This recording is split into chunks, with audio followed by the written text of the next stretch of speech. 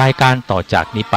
ขอเชิญท่านผู้ฟังทุกท่านเข้าสู่รายการดีมีคุณค่าน่าติดตามรายการเกษตรเพื่อชีวิตดำเนินรายการโดยกลุ่มรักเกษตรประสานงานโดยนายพิชัยคงพิทักษ์คณะเกษตรมหาวิทยาลัยเชียงใหม่หมายเลขโทรศัพท์053944030ขอเชิญทุกท่านติดตามรับฟังได้ณบัดนี้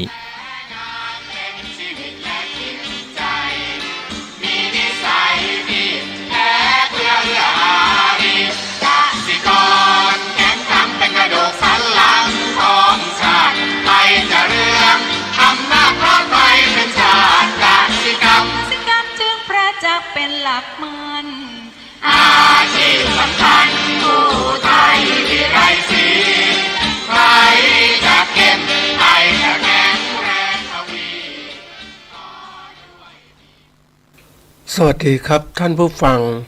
พบกับรายการเกษตรเพื่อชีวิตสำหรับวันนี้เสนอเรื่องคุณสมบัติผู้ประกอบธุรกิจเกษตรก่อนเข้าสู่รายการก็มีธรรมะมาฝากท่านผู้ฟังหัวข้อจากหนังสือพจนานุกรมพุทธศาสตร์ฉบับประมวลศัพท์เรียบเรียงโดยเทพเวทีประยุทธ์โตมหาจุฬาลงกรณราชวิทยาลัยพิมพ์เผยแพร่ปี2533หัวข้อธรรมะวันนี้คือโคสัปปมานิกาโคสัปปมานิกาก็คือคนพวกที่ถือเสียงเป็นประมาณคนที่นิยมเสียงเกิดความเลื่อมใสศรัทธาเพราะเสียงชอบฟังเสียงไพเราะเช่นเสียงสวดสรพัญญะเทศมหาชาติเป็นทำนองเสียงประโคมเป็นต้นอีกในหนึ่งว่าผู้ที่ชื่อเสียงกิตติศัพท์หรือความโด่งดังเป็นประมาณเห็นใครมีชื่อเสียงก็ตื่นไปตามอันนี้ก็คือธรรมชาติของคนนะท่านผู้ฟังก็ชอบที่ว่ามีอะไรคือรูปรสกลิ่นเสียงสัมผัสที่เป็นเรารับมาทางอายตนะ6นะตาหูจมูกลิ้นกายใจของเราเนี่ยแล้วรูปเสียงนะทีนี้แล้วแต่คนบางคนชอบเสียงดีเสียงเพราะก็สนใจนะเดี๋ยวนี้ยิ่งมีคนที่การสื่อสารให้คนได้สนใจนะก็ทำให้คนเขาเรียกว่าใส่ใจมากขึ้นเขามีกลยุทธ์มีเขาเรียกว่าวิธีการที่จะทำให้คนสนใจอย่างประเภทที่ว่าใช้เสียงออดอ้อนชอเลาะต่างๆพูดจาที่หวานหูทำนองสนอคนที่สนใจก็จะเข้าไปหาและหลังจากนั้นเขาก็จะใช้วิธีการสื่อความหมายต่างๆในสิ่งที่เขาต้องการสื่อให้ผู้ที่หลงเสียงเข้าไปตามเสียงนั้นไปอันนี้ก็เป็นสิ่งที่เรียกว่าผู้ที่เป็นปุถุชนก็มักจะชอบอย่างนี้แต่กัลยาณชนผู้ที่คนที่มีความดีงามก็จะรู้ว่าเสียงแบบนี้เหมาะไหมที่จะเข้าไปเขารู้ทันนะท่านผู้ฟังรู้ทันต่างๆมันก็เลยหยุดยั้งได้แต่คนไม่รู้ทันเนี่ยคนหลงเสียงเขาเรียกหลงเสียงนางหลงเสียงเพลงก็พาไปบรรเลงในสิ่งที่ไม่ดีไม่งามอันนี้เป็นสิ่งที่เกิดขึ้นเรายุคนี้ต้องรู้จักที่จะเขาเรียกทำตนให้มีความรู้เชี่ยวชาญเรื่องเสียงต่างๆอันไหนควรฟังอันไหนไม่ควรฟังอันไหนควรสนใจอันไหนไม่ควรสนใจเพราะว่าบางครั้งเสียงหวานๆเนี่ยเราคิดว่ามันมีสาระมันก็ไม่ใช่แล้วท่านผู้ฟังรู้ลึกๆมันก็จะเสียงเหล่านี้มันก็เสียงธรรมดาเราเอาเสียงที่มีคุณค่าสาระเราเก็บไว้ดีกว่าไหมบางคนก็ยังบอกว่าติดแค่เสียงภายนอกที่ดีๆยังงานแต่เขาเรียกว่าสาระที่ได้จากเสียงไม่มีเลยในนี้เราต้องดูนะว่าท่านผู้ฟังจะได้ไม่เสียเวลาแห่งการดำเนินชีวิตของเราเพราะเราหลายคนติดเสียงเพราะติดเสียงเพลง บรรเลงให้ถูกใจมันก็ไปอย่างนั้นแหละแล้วเราก็หลงติดฟังมันไปแทนที่จะเอาเวลาของเรานั้นไปสร้างสรรค์สิ่งที่มีคุณค่ากับชีวิตของเราเนี่ยมันจะดีกว่าไหมเพราะว่าชีวิตของเรานั้นวันเวลามันมีจำกัดเราจะไปหลงเพลงนู่นหลงก็เรียกเดี๋ยวนี้คนชอบหลงสีแสงเสียงสีแสงเสียงรูปต่างๆที่มันแสดงมันก็ไปหลงไปเพราะเป็นธรรมชาติของบุคคลนะท่านผู้ฟังผู้ทุชนก็ไม่ได้รับการอบรมมองอย่างดังมันดีมีคุณค่าแต่ความจริงแล้วถ้าเขาด้วยมีสติปัญญารู้เท่าทันปุ๊บก็จะรู้อะไรมีคุณค่าในชีวิตของเขาเขาจะไม่ไปสนใจฟังอย่างเช่นไปเจอนักธุรกิจเนี่ยนะเขาสนใจธุรกิจเขาไม่สนใจเรื่องนี้เพราะว่ามันเรื่องไม่มีสาระเขาสนใจทำยังไงถึงจะมีรายได้มีกำไรจากการประกอบการธุรกิจของเขาเขาจะทุ่มเทเวลาตลอดทุ่มเทกับการทำงานก็เพื่อสร้างสรรค์เขาเรียกสร้างสรรค์เงินทองให้เกิดขึ้นในธุรกิจของเขาเขาไม่ใส่ใจพวกนี้เป็นเรื่องของเขาเรียกเรื่องของเสียเวลาพอเวลาทำธุรกิจเนี่ยบางคนที่เขามีความตั้งใจชวนไปดูหนังดูละครไม่เอาไปอ่านหนังสือหรือค้นคว้าวิจัยต่างๆที่ทำไงให้ธุรกิจเจริญก้าวหน้าขึ้นนี่เป็นสิ่งที่น่าพิจารณานะเราดูคนก็ต้องเลือกเหมือนกันจะไปหลงพวกนี้นะท่านผู้ฟังดูให้มันชัดๆเอาเวลาเรามาเพราะเวลาที่บอกมันจำกัดเนี่ยมันจำกัดเวลาจริงๆนะท่านผู้ฟังคนบอกเวลาชีวิตมีมากมาย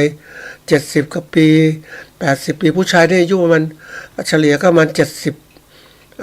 กว่าปี74ปี72 74ปีผู้หญิงก็80กว่าปีค่าเฉลี่ยเหล่านี้แต่ว่าเดี๋ยวนี้มันก็ไม่แน่มันก็เพิ่มขึ้นแต่ก็ตามเดี๋ยวนี้คนก็อายุสั้นลงมันก็การกินการอยู่ที่มันไม่ถูกต้องก็ต้องพิจารณาว่าเราจะไปหวังว่าเวลาที่จะทำสิ่งนี้มันทำไม่ได้วันนี้เอาไว้วันหน้าก็ทำมันไม่ได้เราไม่รู้ว่ามันจะหมดลมหายใจเมื่อไหร่เพราะว่าความตายอยู่ใกล้ตัวนี่แหละนะวันนี้มาเข้าเรื่องของเรานะเรื่องสำคัญเรื่องหนึ่งคือเรื่องของคุณสมบัติผู้ประกอบการธุรกิจเกษตรนะอันนี้คำว่าความหมายของเขาว่าคุณสมบัติก็คือเป็นคำนามว่าคุณงามความดีคุณลักษณะประจำของบุคคลผู้ประกอบธุรกิจเกษตรคือผู้ประกอบการเกษตรที่เน้นเป็นการค้าคือประกอบเกษตรแล้วปลูกพืชเลี้ยงสัตว์แล้วก็เป็นการค้าคือผู้ที่มองการไกลนะมองการไกลให้เห็นว่าเราทำกิจการเกษตรไม่ใช่ว่าทำเพื่อเขาเรียกว่าเพื่อกินเพื่อใช้นะเพื่อจะได้มีผลผลเกษตรไว้กินไม่ใช่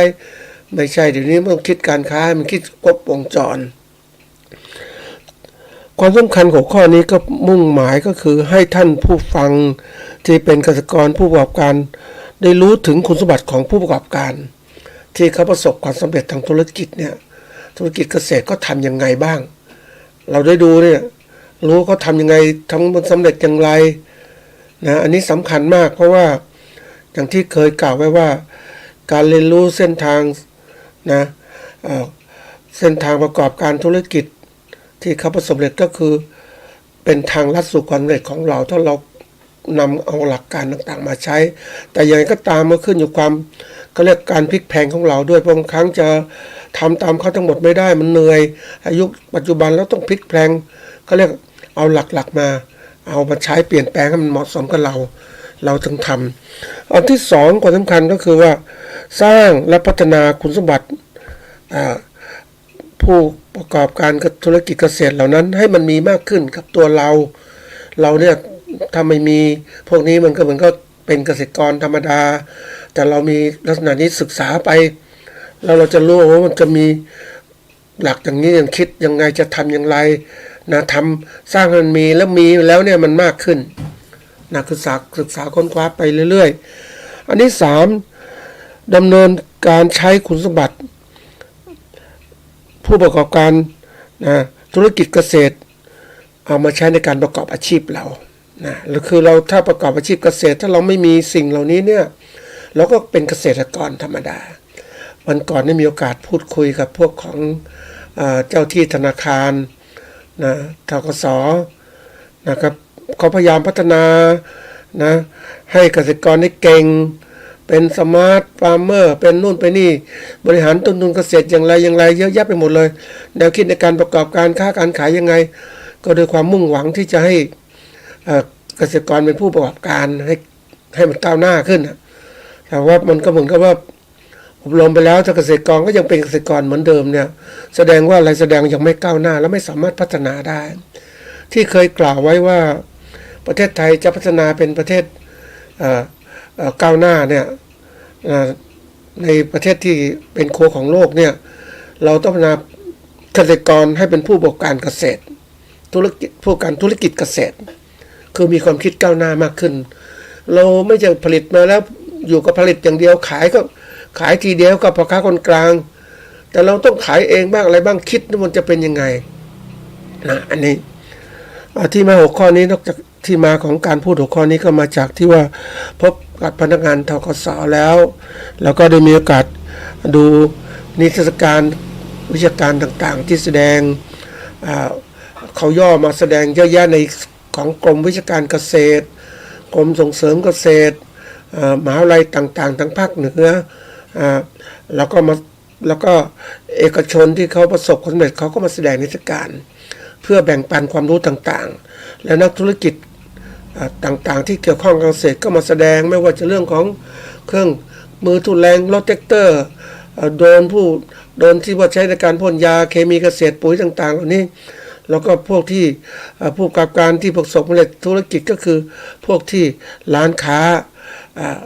ใหญ่ๆที่ผลิตอาหารผลิตไก่ผลิตหมูผลิตเนื้อต่างๆมาขายแล้วก็เอามาเขาเรียกคล้ายๆกับว่ามาส่งเสริมการขายนะจริงๆแล้วเขามาให้ผู้บริโภคได้รู้ว่าเขาทำอะไรบ้างคุณสมบัติเป็นอย่างไรเขาค้าขายดีมีซุ้มอาหารคนซื้อกินต่างๆมันจะเป็นอะไรที่แบบเราได้เห็นครบวงจรน่ะจริงๆถ้าเรามองนะท่านผู้ฟังเวลาไปดูงานเราดูตรงนี้สำคัญมากดูผู้ประกอบการขนาดใหญ่ผู้การธุรกิจขนาดใหญ่ที่เขาเข้ามาออกงานเกษตรเนี่ยเขาไม่ธรรมดาเลยผลิตไข่ไก่ยังไงอย่างเงี้ยก็ทีนี้ตอนหลังๆเนี่ยเขาย่อมาหมดแล้วก็เอามาแสดงให้คนได้คือก็เรียกส่งเสริมการขายว่างั้นน่ะเพราะเขาทำครบวงจรแล้ววงจรของเขาตั้งแต่การผลิตมาถึงการตลาดมีการไปรูปต่างๆทั้งหมดแล้วก็เสร็จแล้วก็ถึงผู้บริโภคเขาพยายามดึงผู้บริโภคให้เป็นลูกค้าเขาประจำใครเขาเรียกลูกค้าก็เคยบอกว่าลูกค้าคือพระเจ้าลูกค้าคือกำหนดความเป็นอยู่ของผู้ประกอบการมันสำคัญมากนะท่านผู้ฟังดูแล้วไม่ถ้าดูธรรมดาก็เห็นเป็นธรรมดาแต่ดูด้วยความคิดวิเคราะห์แยกแยะแล้วเนี่ยมันจะเห็นความเป็นจริงเราเองนะถ้าอยากจะวางเป็นผู้ประกอบการก็ต้องคิดให้มันลึกซึ้งอย่างนี้ให้มันมากกว่านี้คือเรามองธรรมดาอย่างมันก็เลยกลายไปไม่เห็นอะไรเลยอ่ะเห็นแค่พ่อค้าขายของอันความจริงไม่ใช่กว่าจะเป็นพ่อค้าเนี่ยเขาผ่านกระบวนการอะไรบ้างผลิตมาแล้วก็มาขายทำยังไงเพราะมีผู้ประกอบการทั้งขนาดเล็กขนาดใหญ่หมดเลยนะท่านผู้ฟังผู้ที่เริ่มต้นต่อแตกก็มีนะเพราะเริ่มมาทำการค้าขายคือพยายามเสนอสินค้าทำไงก็เขาไม่รู้จะทำอะไรอ่ะคือความคิดของเขาเนี่ยก็ต้องบอกว่าคนหัดค้าขายเนี่ยมันต้องมีความกล้าในการประชาสัมพันธ์บางคนก็นั่งนิ่งเฉยไม่เคยค้าขายแล้วไม่เคยขายไปทำการผลิตอย่างเดียวโดยไม่รู้จักค้าขายก็ที่สุดก็ถูกพ่อค้าคนกลางเอาไปเขาเรียกเอารัดเอาเปรียบหมดอ่ะแล้วจะมาบอกทำเท่าไหร่ก็ไม่รวยเหมือนเกษตรกรนั่นแหละทำเท่าไหร่ก็ไม่รวยทำเท่าไหร่ก็เป็นเกษตรกรเหมือนเดิมก็เพราะว่าไม่ขยับฐานะตนเองให้สูงขึ้นทำไมขยับฐานะไม่ได้ก็เพราะไม่มีความรู้เรื่องต่างๆเหล่านี้อันนี้สำคัญมากได้มีโอกาสไปดูเรื่องของวิชาการเคยบอกท่านผู้ฟังไว้ก็คือต้องยอมรับเหมือนกันนะประเทศไทยเนี่ยความห่างระหว่างนักวิจัยผู้ผลิตวิชาการต่างๆกับเกษตรกรผู้รับผลงานวิจัยมันห่างกันมากมันห่างกันไม่ใกล้ชิดกันเพราะนั้นจะหวังให้องค์กรภาครัฐอย่างกรมส่งเสริมการเกษตรนำความรู้เกษตรมาให้เกษตรกรมันไม่ทันแล้วมันต้องฟังมันช้าเพราะว่าภาครัฐเราก็รู้อยู่มันอุ้ยอ้าย ชักช้าเพราะฉะนั้นเกษตรกรถ้าไม่กระตือรือร้นนะไม่หาความรู้เนี่ยหมดสิทธิ์ยอมรับว่าต่อไปก็เป็นเกษตรกรเหมือนเดิมคือเราเห็นวิชาการต่างๆเนี่ยไปดูมาโอ้โหมันเยอะมากนะท่านผู้ฟังแล้วแต่ละบูธแต่ละข้อถ้าอ่านละเอียดแล้วมันไม่มากมายจริงๆเลยเป็นสิ่งที่ควรจะรู้แต่พบว่าคนที่ดูงานไม่ค่อยดูท่านผู้ฟังคนเกษตรกรก็ไม่เข้ามาดูนักศึกษาก็ไม่เคยดูน้อยอ่ะมันเหมือนก็ไปสนใจเรื่องของการกินขายต้นไม้ดูนู่นดูนี่ไม่ใส่ใจอ่ะทั้งที่เป็นเรื่องสำคัญวิชาการสำคัญมากนะคนมีวิชาการดีนำวิชาการไปใช้ก็สามารถจะย่นย่อเขาเรียกว่าย่นย่อการกระทำที่ลำบากยากเย็นทำให้มันสั้นลงอ่ะมันก็ทำงานสบายๆเหมือนคนรู้จักใช้เขาเรียกใช้เทคโนโลยีเกษตรที่ทันสมัยอ่ะมันสบายจริงๆนะท่านผู้ฟังเหมือนคนที่จะไปขุดปลูกต้นไม้อย่างเนี้ย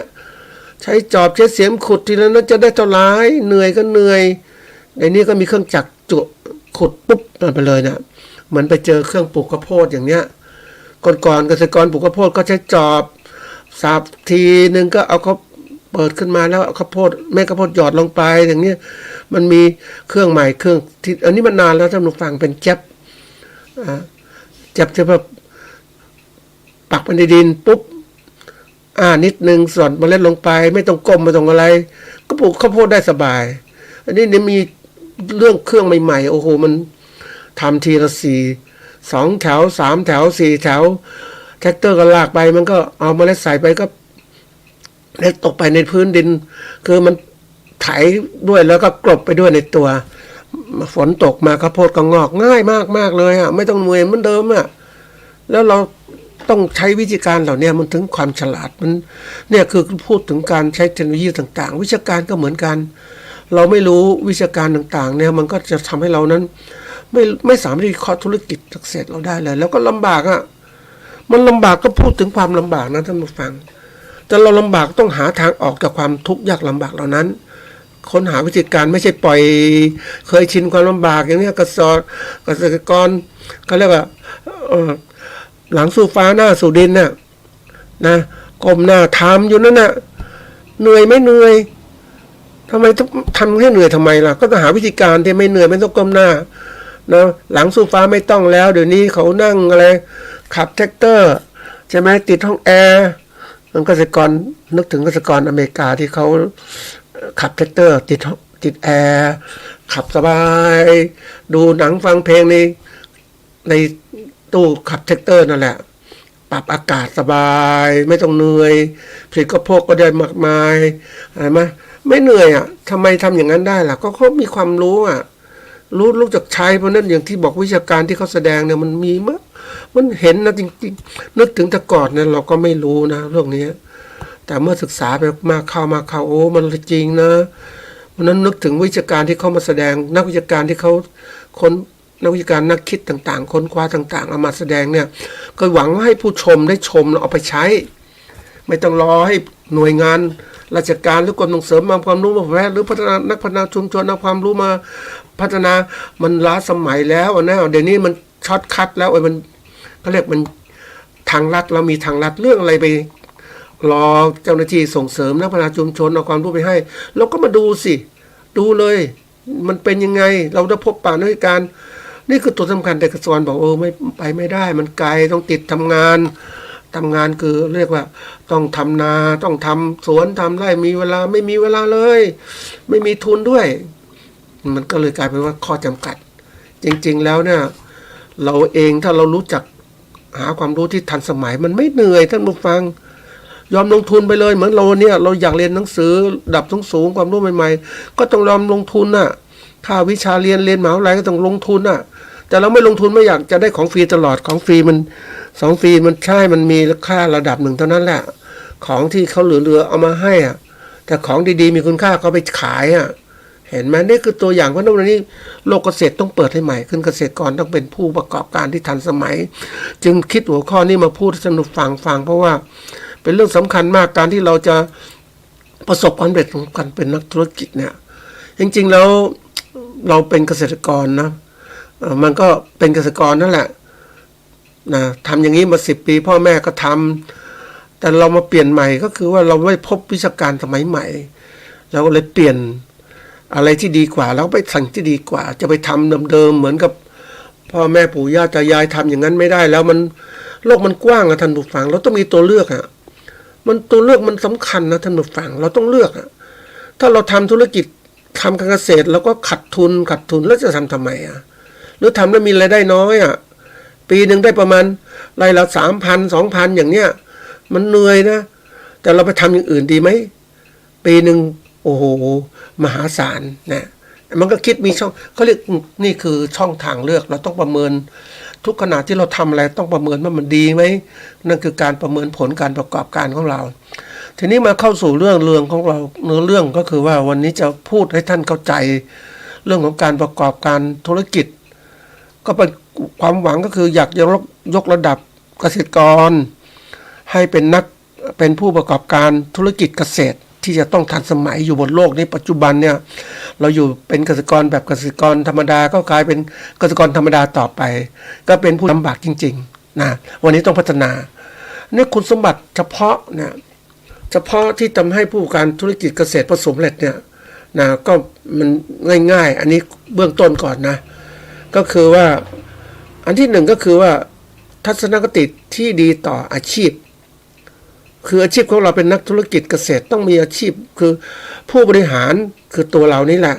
มีทัศนคติที่ดีรักในวิถีเกษตรช่วยแรงจูงใจในการประกอบการงานเป็นพัฒนาเป็นธุรกิจคือทำการผลิตสินค้าเกษตรเพื่อการค้าเนี่ยเพื่อการค้านี่เป็นธุรกิจแล้วนะถ้าเป็นแบบเกษตรกรเป็นเกษตรกรหรือเป็นสมาร์ทฟาร์มเมอร์เป็นยางฟาร์มเมอร์ก็ยังเป็นคือผลิตมาไม่ได้พูดถึงการตลาดใช่ไหม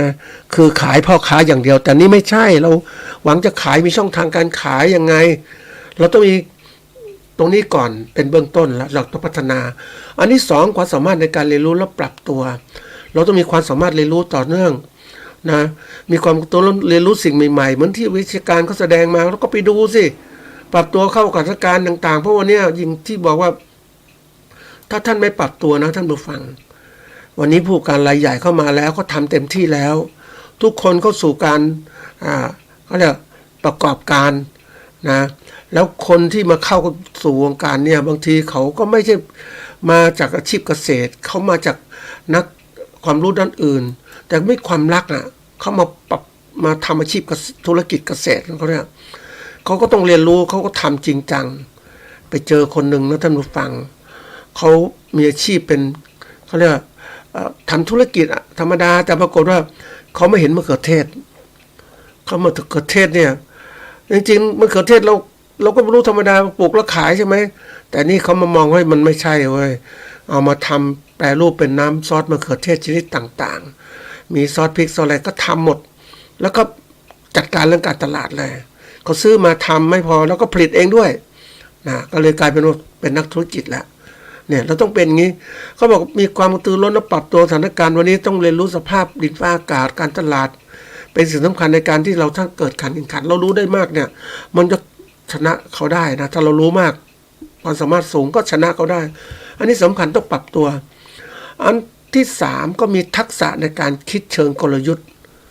เชิงกลยุทธ์คือยุทธวิธีในการเอาชนะต่างๆผู้บริหารต้องมีความสามารถในการวางแผนกลยุทธ์เพื่อเพิ่มมูลค่าให้กับผลิตภัณฑ์เกษตรโดยการใช้ข้อมูลการวิเคราะห์ตลาดเพื่อกำหนดทิศทางธุรกิจเนี่ยอย่างวันนี้เขาพูดว่าการเกษตรของเราเนี่ยตลาดนำนวัตกรรมเสริมเพิ่มรายได้นี่ถ้าเราเป็นเกษตรธรรมดาเกษตรก็ถามว่าผลิตสินค้าเกษตรไปขายใครสินค้าเกษตรล้นตลาดอย่างข้าวอย่างเนี้ยล้นตลาดแล้วทำไงราคาก็ตกต่ำด้วยคนผลิตมากเราต้องรู้ตลาดนำมองตลาดเผอิญไปเห็นข้อมูลสำคัญมากเดี๋ยวนี้เขาเปิดเผยข้อมูลนะท่านผู้ฟังสำนักงานเศรษฐกิจการเกษตรเขามีข้อมูลที่ทันสมัยแต่ก่อนเขาทำหนังสือขึ้นมาให้คนไปเปิดดูคนที่เป็นสมาชิกก็รู้ข้อมูลต่างๆเดี๋ยวนี้ก็ทำไปถึงเรียกข้อมูลทางดิจิตอลแล้วออกทางสื่อต่างๆได้เริ่มทำมาหลายปีแล้วนะก็เป็นข้อมูลเรื่องความเคลื่อนไหวของราคาข้าว ข้าวเนี่ยเคลื่อนไหวราคายังไงแล้วก็ส่งออกที่ไหนประเทศไหนต้องการคู่แข่งของเราเป็นยังไงเราต้องรู้ถ้าเราไม่รู้เราก็ลำบากใช่ไหมนี่การวิเคราะห์ตลาดเราจะรู้ผลิตสินค้าก็ข้าวไปมากมายเนี่ยรัฐบาลก็มาให้จูงใจชดเชยให้ละพันรายละไม่เกิน 10,000 บาทหรือ10 ไร่เราก็ภูมิใจได้10 ไร่10,000 บาทอย่างงี้แต่ความจริงเขาทำยังไงรู้ไหมก็ชดเชยให้เราขาดทุนอยู่แล้วก็เราภูมิใจเขามาช่วยเราแต่เราไม่พัฒนาตนเองแล้วถามว่าแล้วไปทำข้าวอยู่ทำไมทำข้าวอยู่ทำไมก็เปลี่ยนจากข้าวเป็นอื่นบ้างได้ไหมข้าวก็ทำพอกินแล้วก็เสร็จแล้วไปทำพืชอื่นที่มีมูลค่าที่มากกว่าข้าวเห็นไหมแต่เขาให้ทำตรงนี้เพราะว่ามันเป็นเทคนิคของการที่ว่าผู้บริหารประเทศเขาฉลาดให้มีเกษตรกรเยอะๆนะอย่างเนี้ยผลิตข้าวมานะอย่างเนี้ยเป็นเหมือนกับว่าให้มีงานทำให้คนมีงานทำให้คนมีงานทำมันจะขาดทุนก็ตามถือถ้าคนไม่มีงานทำมันเกิดการไม่มีเงินใช้กับปล้นสะดมใช่ไหมเดือดร้อนแต่ให้คนมีงานทำให้ชาวนามีงานทำนาตลอดมันเจอขาดทุนก็ทำไปกำไรนิดหน่อยก็ทำไปให้มีงานนี่คือสิ่งสำคัญเราต้องรู้ให้ทันแล้วเสร็จแล้วเรามาดูให้วิธีการใหม่อย่างไหนมันดีกว่าเราจะทำนาอย่างเดียวปลูกพืชชนิดเดียวไม่ได้เดี๋ยวนี้ปลูกข้าวปลูกอะไรไม้ผลต่างๆในแปลงนาแบ่งไปเลยมีนาสมมติว่า20 ไร่แบ่งไปปลูกข้าวสัก10 ไร่ทำมะม่วงทำข้าวโพดหวาน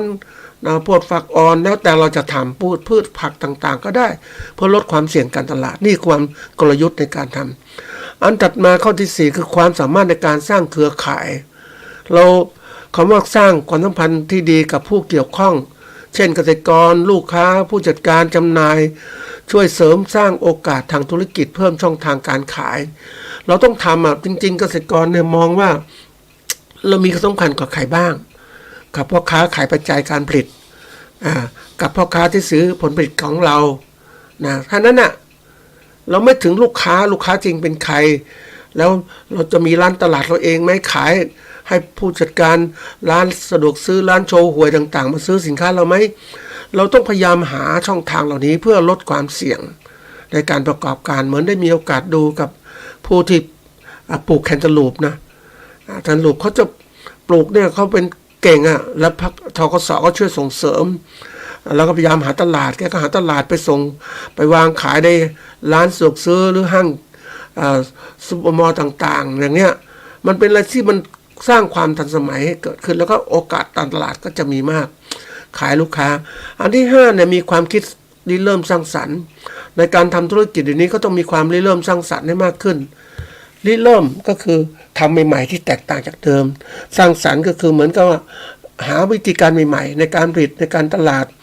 การจัดการทรัพยากรเป็นสิ่งสำคัญที่นักธุรกิจให้โดดเด่นในการตลาดเราทำให้ได้คือถ้าเรามาคิดแบบธรรมดาอยู่อย่างเนี้ยมันธรรมดาขายสินค้าเกษตรมันได้คุยกับธกส.เหมือนกันเจ้าหน้าที่ธกส.ก็พูดถึงว่าเกษตรกรส่วนใหญ่ไม่อยากจะทำอะไรยุ่งยากเหนื่อยพอผลิตสินค้ามาก็ขายพ่อค้ากลางทีเดียวเยอะเลยได้เงินก้อนเดียวแต่จะมาขายเองไม่อยากทำมันยุ่งยากแต่รู้ไหมว่าทำอย่างนั้นพ่อค้าคนกลางที่ซื้อทีเดียวก็โอกาสกดราคาเรามากขึ้นแล้วเราไม่มีโอกาสหาลูกค้าแต่เราหาใหม่ๆได้ทำเองบ้างหาพ่อค้าคนกลางคนใหม่ก็ได้ลูกค้าของเราที่ซื้อเหมือนผู้ที่ปลูกแคนตาลูปเกษตรกรแคนตาลูปก็หาลูกค้าเขาเองแรกๆก็ส่งให้พ่อค้าเดี๋ยวนี้หาลูกค้าด้วยแล้วก็ขายออนไลน์ด้วยอันที่6รับผิดชอบต่อสังคมสังคมก็คือหมู่มนุษย์ที่อยู่ร่วมกันนั่นแหละโดยหนึ่งผลกระทบกับพฤติกรรมของเราต่อชุมชนต่อสิ่งแวดล้อมต่างๆช่วยสร้างความรักดีให้กับหน่วยงานของเราเราทำเป็นผู้ประกอบการก็มีองค์กรหน่วยมีฟาร์มต่างๆเราแล้วอันนี้สำคัญมากนะเราทำอะไรก็ต้องนึกถึงความสังคมเราด้วยสิ่งแวดล้อมด้วยเดี๋ยวนี้ยิ่งมีระบบของการกีดกันการค้าและระบบที่เรียก BCG ใครก็ตามที่สร้างมลภาวะให้เกิดขึ้นต่อสิ่งแวดล้อมเนี่ยประเทศอื่นๆก็จะเขาเรียกว่ามีบทลงโทษมีการแซงชั่นไม่ซื้อสินค้าต่างๆอันนี้สำคัญมากนะแล้วปลูกข้าวแต่ก่อนก็ไม่เคยรู้นะท่านผู้ฟังว่าปลูกข้าวเนี่ยมันก็สร้างมลภาวะสภาวะเรือนกระจกให้เกิดขึ้นมากคนปลูกข้าวก็บอกก็สร้างมลภาวะคือการปกติสมัยก่อนก็เผา ภาคกลางก็เผาแล้วเกิดควันขึ้นกำลังทรายไปอยู่ในเรือนกระจกอยู่บนอากาศก็สร้างมลภาวะเกิดขึ้นแต่เขาบอกตัวสำคัญอีกตัวหนึ่งคือการปลูกพืชเนี่ยปลูกข้าวที่มันอยู่ในดินนี่แหละข้าวมันต้องเป็นพืชมีสิ่งที่ต้องหายใจต้องอะไรต่างๆแล้วมันมีน้ำอยู่เพราะนั้นระบบหายใจที่ไม่ใช้ออกซิเจนเนี่ยมันก็สร้างมีเทนเกิดขึ้นก็ลอยไปในอากาศนะมีเทนสร้างสภาวะเรือนกระจกได้มากจริงๆเลยเพราะนั้นต่อไปในการปลูกข้าวเนี่ยจะถูกเล่นงานก็ได้นะสร้างมลภาวะให้เกิดขึ้นมากก็จะถูกตรงนี้ทั้งที่ข้าวเป็นพืชอาหารที่เราต้องการแต่สร้างมลภาวะเกิดขึ้นก็กลัวแล้วประเทศต่างๆก็เริ่มกลัวอย่างนี้สภาวะเรือนกระจกคือโลกมันร้อนเกิดขึ้นเพราะอย่างนี้นะเพราะนั้นเราไม่รู้งานวิจัยต่างๆมันเกิดขึ้นต้องหาช่องทางหลีกเลี่ยงเสียจัดการได้จัดการนะปลูกข้าวแบบใหม่คือปลูกข้าวที่มีทั้งน้ำแห้งน้ำขังส่วนใหญ่เราปลูกภาคกลางน้ำขังเพราะนั้นไอ้น้ำขังเนี่ยก็ระบบการที่ต้นข้าวหายใจโดยไม่ใช้ออกซิเจนเนี่ยมันก็เกิดมีเทนมากขึ้นนะอันนี้ก็มีการวิจัยแล้วเราต้องรีบปรับตัวนะท่านผู้ฟังนะอันถัดมาคือเรื่องที่7คือการอดทนและมุ่งมั่นการจะเป็นผู้ประกอบการต้องมีความอดทนมุ่งมั่นมากเลยความมุ่งมั่นต่อเป้าหมายและสั้นกลางยาวต่างๆอดทนต่ออุปสรรคต่างๆจะช่วยเราเป็นผู้บริหารที่สามารถนำพาธุรกิจของเราผ่านช่วงเวลายากลำบากนั้นไปได้ยากลำบากได้ก็ประสบความสำเร็จอันนี้คือเป็นเรื่องของปัจจัยเฉพาะนักผู้ประกอบการเกษตรผู้การธุรกิจเกษตรที่ประสบความสำเร็จแล้วต้องมี7อย่างนี้ที่นี้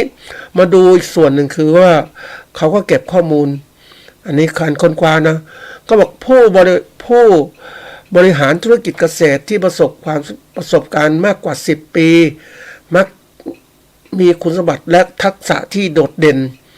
ซึ่งช่วยให้พวกเขาสามารถจัดการและพัฒนาธุรกิจได้อย่างมีประสิทธิภาพเขาก็มีการศึกษาเก็บรวบรวม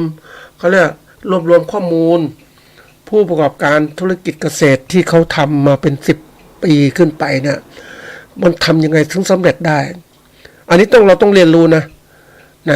ว่ามันจะมีอะไรบ้างเนี่ยทีนี้เขาก็ให้มาประมาณสักเรียกว่า10ตัวอย่างเนี่ยนะคุณสมบัติของผู้บริหารธุรกิจเกษตรที่มีประสบการณ์มากกว่า10ปีนะที่ประสบความสำเร็จเนี่ยก็คืออันที่1ก็คือว่าความเชี่ยวชาญด้านการเกษตรคือต้องรู้ก่อนนะเชี่ยวชาญเกษตรคือการปลูกพืชเลี้ยงสัตว์เขาจะเป็นนักธุรกิจเกษตรด้านการประมงด้านเลี้ยงปลานิลอย่างเนี้ยพวกที่ทำปลาต่างๆเนี่ยเขาอันที่ต้องมีความเชี่ยวชาญคือชำนาญน่ะมันจะมีมืออาชีพใช่ไหมมืออาชีพแล้วก็อะไรชำนาญแล้วก็เชี่ยวชาญเลยมือเก่งมากเลยเชี่ยวชาญนะเขาเรียกมีความรู้ซึ่งเกี่ยวกับเทคโนโลยีการเพาะปลูกการเลี้ยงสัตว์และการจัดการทรัพยากรธรรมชาติซึ่งจะช่วยให้เราสามารถตัดสินใจอย่างถูกต้องในการผลิตและการตลาดอันนี้สำคัญนะการที่เราจะทำอะไรให้สำเร็จเนี่ยต้องมีความเหล่านี้เชี่ยวชาญปกติเราดูได้เลยว่าเราทำอาชีพของเราเชี่ยวชาญไหมการเชี่ยวชาญเนี่ยคือการต้องมีความรู้ด้วยนะอย่างไปดูผู้ที่เขาเรียกมีงานวิจัยนะเกี่ยวกับการปลูกเขาเรียกปลูกถั่วเหลืองฝักสดขายนะนี่ก็ปลูกถั่วเหลืองฝักสดขายเนี่ยเขาก็มีความเชี่ยวชาญในการปลูกนะในการปลูกการพันธุ์ต่างๆแล้วการดูแลรักษาอย่างไรแต่แล้วขายอย่างไรนี่ขายอย่างไรมันก็จะทำให้เกิดอะไรขึ้นได้ดูวัดผลว่ากำไรมันเกิดขึ้นอย่างไรบ้างกำไรมีมากอย่างไรก็มีการเก็บข้อมูลวิเคราะห์นะว่าทำอะไรแล้วแต่ต้องมีการวัดผลคืออันนี้วัดผลกำไรหรือการประกอบการอย่างเนี้ยปลูกถั่วเหลืองกระสดเนี่ยเขามีสมการมีอะไรตรวจสอบว่าถ้าทำแบบนี้ปลูกฤดูกาลธรรมดาอย่างเนี้ยได้ผลกำไรเท่านี้แต่ปลูกฤดูกาลพิเศษไม่ตรงฤดูเนี่ยเขาจะต้องปลูกยังไงแล้วก็ได้กำไรยังไงบ้างมันแตกต่างอย่างไรนี่คือการเข้าสู่เขาเรียกว่าการเป็นนักวิจัยเลย การที่จะเป็นมือชำนาญเนี่ยเชี่ยวชาญต้องคิดตลอดนะก็มีอย่างเราเป็นเกษตรกรเนี่ยผู้ปลูกเนี่ยถามว่ามีการทดสอบปุ๋ยไหมปุ๋ยเต็มสูตรเขามีปุ๋ยเต็มสูตรนะปุ๋ยที่ขายเต็มสูตรหรือเปล่านะเราต้องมีการทดสอบปกติเขาจะจ้างแต่ละสูตรของ NPK เนี่ยมีเท่าไหร่เนี่ยนะก็ค่าตรวจสอบตัวอย่างละ600ท่านผู้ฟังแพงมากเลยแต่ทีนี้ได้เจอนักปุ๋ยแล้วก็คุยกันเฮ้ยถ้าอย่างนี้เกษตรกรลำบากนะเพราะฉะนั้นทำไงเกษตรกรจะรู้เรื่องนี้ได้ดีเขาก็บอกว่าประการแรกก็ดูชื่อปุ๋ยต่างๆบริษัทปุ๋ยที่เขามีฉลากแนะนำต่างๆเนี่ยเป็นมีแบรนด์มีตราสินค้าที่ดีมีการระบุต่างๆทีนี้มันก็มีปุ๋ยหลายบริษัทมากมายทีเดียวเราไม่มีความรู้ในการจะไปส่งตรวจสอบเงินมันแพงเงินค่าใช้จ่ายตรวจสอบแกก็บอกว่าให้มาปลูกใกล้ๆกันให้มาปลูกข้าวแปลงเดียวกันสมมุตินะแล้วก็แบ่งพื้นที่ตรงนี้ข้าวกลุ่มนี้ใช้ปุ๋ยกอสุดบริษัทกอไก่อันที่สองใช้บริษัทขอไข่อันที่สามแบ่งเป็นแปลงคือสูตรเดียวกันอย่างสูตร15-15อย่างเนี้ยNPK 15นะเท่ากันNPK แต่15-15ปุ๋ยเสมอเนี่ยสูตรเสมอเพราะนั้นบริษัทกอขอคอแล้วแต่เราจะรู้ว่าข้าวเจริญเติบโตอย่างไรก็จะรู้ได้เลยนี่การทดสอบอย่างง่ายแต่ว่ามันต้องสังเกตการเป็นผู้ประกอบการต้องรู้จักสังเกตแล้วเลือกซื้อใช้ปุ๋ยที่ถูกต้องเพราะเดี๋ยวนี้มันมีปุ๋ยหลอกลวงเยอะเหมือนกันไม่เต็มสูตรอย่างเนี้ยนี่คือความที่ว่าเราจะมีความเชี่ยวชาญเรื่องการผลิตการตลาดก็เช่นกันต้องหาตลาดให้เป็นนะอันที่สองเนี่ยทักษะบริหารจัดการคือความสามารถในการจัดการเนี่ยคำว่าการจัดการก็คือว่าการที่เราไปนำปัจจัยต่างๆที่เกี่ยวข้องกับการผลิตของเรามาจัดการเอามาผสมกันให้มันเกิดประโยชน์ขึ้นมาใหม่คือทักษะนี้คือมีความสามารถในการวางแผนบริหารจัดการฟาร์มรวมถึงจัดสรรทรัพยากรอย่างมีประสิทธิภาพเช่นบริหารทีมงานบริหารงบประมาณบริหารวิเคราะห์ผลิตต่างๆทั้งหมดเหมือนกับบริหารตั้งบริหารทั่วไปก็คือต้องมีความรู้เรื่องทุนที่ดินทุนแรงงานการประกอบการหรือระบบใหม่ๆก็ว่าระบบที่ว่าประเภทที่ว่าบริหารการตลาดเลยจะซ้ำไปครบทุกอย่างนี่บริหารผลิตนะที่ดินทุนแรงงานการประกอบการบริหารตลาดก็เป็นพวกของว่าCP บริหารผลผลช่องทางจำหน่ายราคาจำหน่ายการส่งเสริมการขายอย่างเนี้ยเราต้องประสานกันทั้งหมดเลยไม่ใช่ว่ารู้เฉพาะเรื่องการผลิตอย่างเดียวการตลาดไม่สนนี่คือเกษตรกรธรรมดาแต่เราเป็นผู้ประกอบการต้องรู้ให้หมดเลยเดี๋ยวนี้การบริหารแบบใหม่ก็เป็น 4P แล้วเป็น 4C แล้วลูกค้าของเราคือใครต้นทุนเป็นยังไงนะการส่งบายการซื้อการติดต่อสื่อสารยังไงกับลูกค้าของเราเนี่ยสำคัญมากเลยยิ่งโลกปัจจุบันก็เรียกว่าเป็นโลกของการที่ว่าการค้าขายอยู่ในดิจิตอลมาร์เก็ตติ้งมันต้องไปศึกษาพวกนี้ต้องเข้าใจแล้วก็เราต้องเริ่มจัดการนะท่านผู้ฟังถ้าไม่ทำอย่างนี้นะต่อไปเกษตรกรหมดแน่นอนหมด2แบบนะท่านผู้ฟังหายไปเนี่ยเกษตรกรธรรมดาก็อยู่ไม่ได้ก็ต้องเลิกอาชีพนะเกษตรกรที่อยู่ต่อไปก็ต้องกลายมาเป็นผู้ประกอบการธุรกิจเกษตรเพราะว่าโลกนี้เป็นโลกธุรกิจนะไม่ใช่โลกธรรมดาเงินจะผลิตไว้กินไว้ใช้ก็เรื่องนี่เกษตรกรธรรมดาแต่เดี๋ยวนี้เขาซื้อกินซื้ออะไรต่างๆเขาใช้เป็นระบบธุรกิจเกษตรหมดแล้วเราต้องพัฒนาอย่างนี้อันที่3วิสัยทัศน์และกลยุทธ์ของเราเนี่ยความสามารถในการมองเห็นแนวโน้มในการตลาดการพัฒนากลยุทธ์ที่เหมาะสมเพื่อเพิ่มมูลค่าให้กับผลิตภัณฑ์เกษตรของเราการนำเทคโนโลยีสมัยใหม่ๆมาใช้ในการผลิตและการตลาดอันนี้มันสำคัญมากนะท่านผู้ฟังยิ่งเป็นโลกยุคใหม่ในโลกของการพัฒนาเขาเรียกเครื่องกลในการเกษตรอย่างเนี้ยนะมันมากมายมันลดทุกเครื่องทุนแรงนะมันเร็วมากไปดูเครื่องเกี่ยวข้าวอย่างเนี้ยโอ้โหมันเก่งมากเลยมันดีมากๆเลยนะเครื่องเก็บข้าวโพดเครื่องเก็บข้าวเครื่องเกี่ยวข้าวเก็บถั่วเหลืองแล้วแต่เยอะหมดแล้วก็เสร็จแล้วมาถึงระบบของการที่ว่าได้ข้าวได้อะไรมาแล้วผลผลมาแล้วเนี่ยทำยังไงนะจะอบความชื้นยังไงฆ่าเชื้อโรคยังไงพวกแมลงติดมาอย่างไรระบบสีข้าวเดี๋ยวนี้ก็มีลงสีข้าวนะเครื่องสีข้าวที่ดีมาก สีข้าวเดี๋ยวนี้ไปเจอระบบหนึ่งว่าเฮ้ยมันมีมอดกินมอดข้าวสารนะมันกินข้าวสารนะเพราะนั้นวิธีการจะคุมยังไงเดี๋ยวนี้เขาใช้แสงรังสีเขาเรียกว่าคลื่นเสียงอินฟราเรดมันสามารถที่จะฆ่าไข่ฆ่าตัวเต็มวัยของเรียกว่าหนอนผีเสื้อข้าวสารได้เพราะนั้นถ้าฆ่าเสร็จแล้วก็บรรจุถุงขายเลยอันนี้ทันสมัยใช่ไหมถ้าเราผลิตแบบแบบเดิมๆเดี๋ยวไอ้มอดผีเสื้อมันมาวางไข่ไม่ใช่คือพวกตัวมอดน่ะไม่ใช่มอดผีเสื้อตัวมอดมันมาวางไข่ในข้าวสารเราเนี่ยเราก็เก็บข้าวสารไม่ได้นานเห็นไหมเดี๋ยวนี้ทันสมัยเราต้องรู้กลยุทธ์ในการผลิตของเราเดี๋ยวนี้ก็ผลิตข้าวถุงขายถุงละ1 กิโลอย่างเนี้ยเก็บได้นานอันนี้เป็นตัวสำคัญถัดมาเรื่องของความสามารถในการสร้างเครือข่ายนะอันนี้เครือข่ายสำคัญนะท่านผู้ฟังเพราะว่าในอนาคตถ้าเราอยากจะอยู่ในวงการเกษตรได้ดีเนี่ยเราก็ต้องรู้จักสร้างเครือข่ายคือเป็นภาษาอังกฤษเน็ตเวิร์กเนี่ยมันไม่ใช่อยู่กับพวกเราแต่ผู้เดียวนะมันอยู่ก็เรื่องอื่นเข้ามาด้วย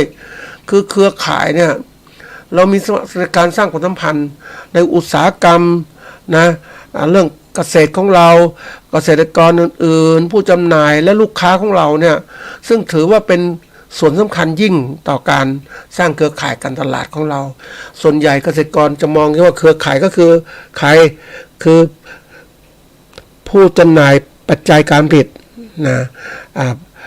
พ่อค้าคนกลางที่ซื้อข้าวของเราไปเพื่อนเกษตรกรคือแค่นี้คือไม่คิดอะไรแต่ถ้าเป็นผู้กลางเนี่ยโอ้โหไม่ได้ละต้องมีพวกนี้หมดผู้จำหน่ายปัจจัยการผลิต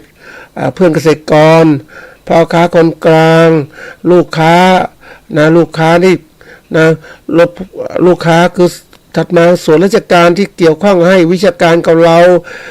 ให้ความรู้เรื่องการตลาดกับเราแล้วก็มีตัวติดเขาเรียกมีเครือข่ายในการสื่อสารกับเขาแล้วก็มีข้อมูลใหม่ๆแล้วก็ไปขอเข้ามาเราได้ทำการผลิตของเราเป็นทันสมัยมากขึ้นอันนี้มีประโยชน์อย่างมากนะเราต้องสร้างอันที่5ก็คือความรับผิดชอบต่อสังคมและสิ่งแวดล้อมการเกษตรที่ยั่งยืนมันต้องคิดถึงสิ่งแวดล้อมได้มากด้วยสิ่งแวดล้อมสิ่งรอบตัวเราเนี่ยสังคมของเราก็สำคัญมากหมู่มนุษย์เป็นลูกค้าของเราเนี่ยเราจะอยู่อย่างไรกับเขาสร้างความปลอดยังไงให้เขารักธุรกิจของเราเหมือนคนที่เขาซื้อผลิตผลเกษตรอย่างส้มเนี่ยต้องมาที่ไหนอย่างเงี้ยมันจะดีเดี๋ยวนี้มันมีเขาเรียกมีเครือข่ายนึงไม่ใช่เครือข่ายเป็น GI เครื่องบ่งชี้ทางภูมิศาสตร์ว่าพืชนี้ผลิตตรงเนี้ยเนี่ยดีที่สุดอย่างทุเรียนเนี่ยเมืองนนท์เนี่ยดีที่สุดเลยโอ้ทุเรียนพันธุ์ปลูกที่เมืองนนท์จะออกมาแบะตรงนี้ปุ๊บโอเคเลย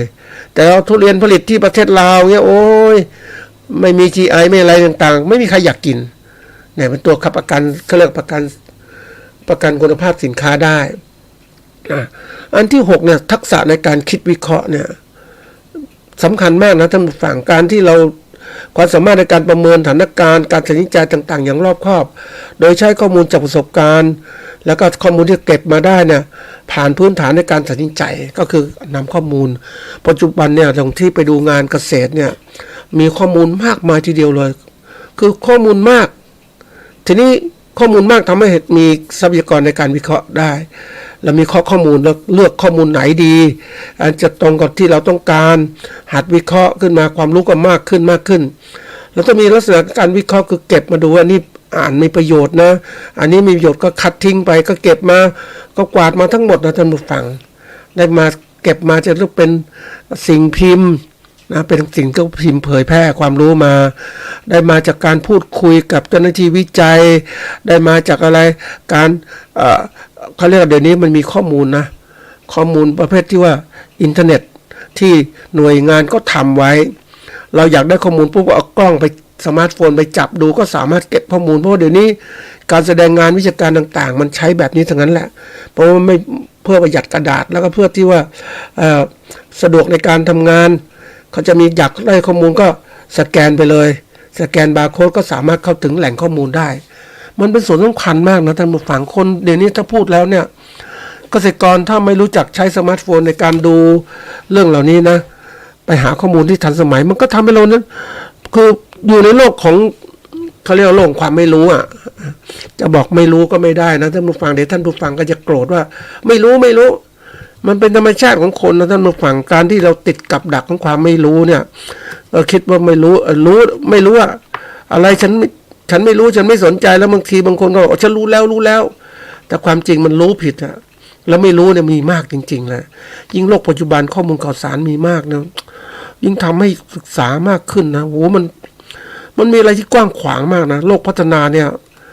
มันยิ่งใหญ่จริงๆถ้าเรามีโทรศัพท์หรือสมาร์ทโฟนมี iPad iPhone ต่างๆไปดูมาดูเนี่ย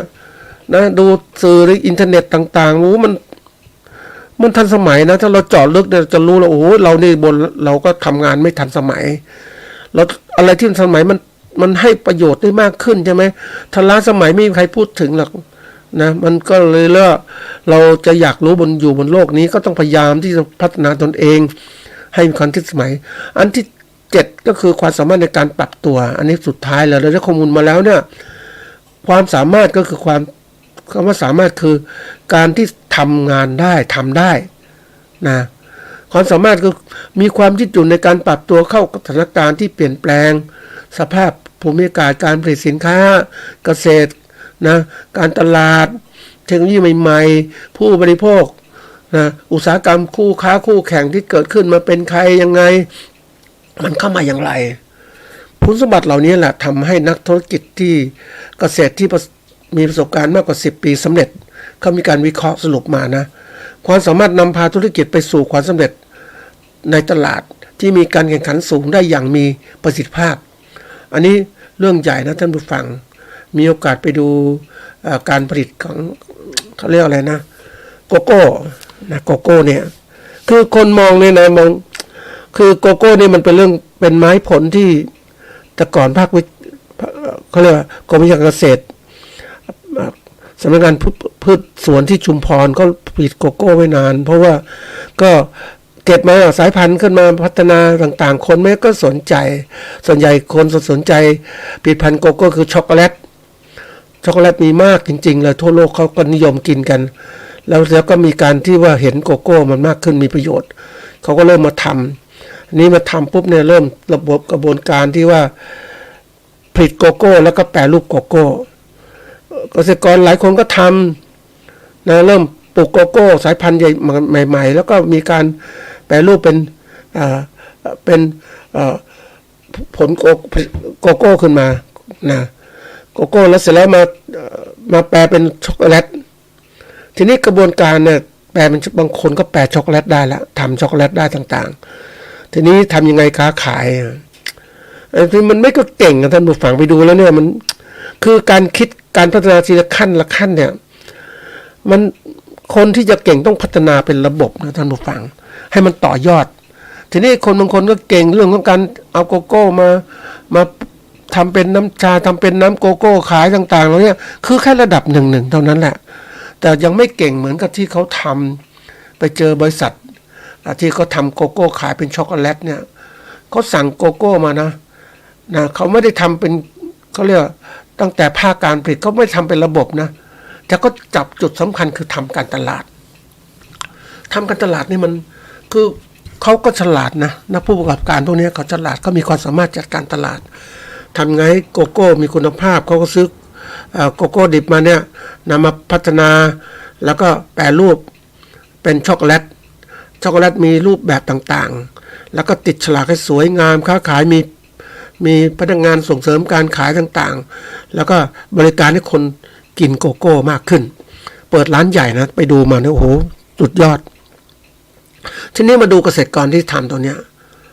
นะเกษตรกรก็คือความคิดความอ่านของเขาก็ระดับหนึ่งเขาพยายามทำครบวงจรแต่มันไม่ครบท่านผู้ฟังเพราะเขาทำทีละขั้นมันเติบโตทีละขั้นอ่ะคือเวลาการ